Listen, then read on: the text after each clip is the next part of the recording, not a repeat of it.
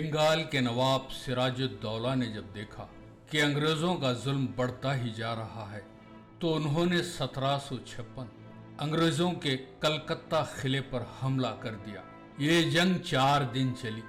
آخر انگریز گورنر اپنی عورتوں اور بچوں کو چھوڑ کر قلعے سے فرار ہو گیا۔ سراج الدولہ نے قلعے پر قبضہ کر لیا۔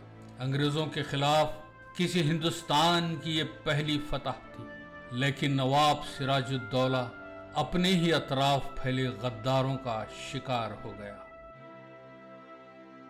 ایسٹ انڈیا کمپنی کی شروعات بھارت میں 1600 میں ہوئی۔ 24 اگست 1608 سورت کی بندرگاہ پر اترے اور پہلا کارخانہ قائم کیا۔ اس کے بعد کلکتہ، بامبے اور مدراس میں اپنے کارخانے بنائے۔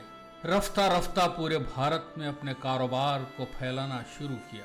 انہوں نے دیکھا یہاں بھید بھاؤ، ذات پات بہت زیادہ ہے، اس سے فائدہ اٹھایا جا سکتا تھا، اور پھر فیصلہ کیا کہ یہاں حکومت کی جا سکتی ہے اور یہاں کی راجنیتی میں دخل دینا شروع کر دیا۔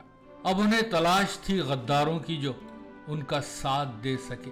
انہی غداروں کی وجہ سے انگریزوں نے بھارت پر 1947 تک حکومت کی۔ بنگال کی گدی پر علی وردی براجمان تھے۔ انہیں اولاد نہیں تھی۔ اپنے نواسے سراج الدولہ کو 1756 میں تخت سونپا۔ سراج الدولہ نے کلکتے کا قلعہ فتح کر وہاں کی کمان راجہ مانک جے چند کو سونپی۔ انگریز ایک مکار قوم ہے۔ سراج الدولہ کے ہاتھ پیر جوڑ کر دوبارہ بنگال میں کاروبار شروع کیا۔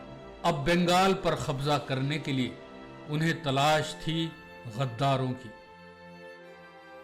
1756 میں انگریز نے دیوان راجہ راج ولبھ کو اپنی طرف ملا لیا۔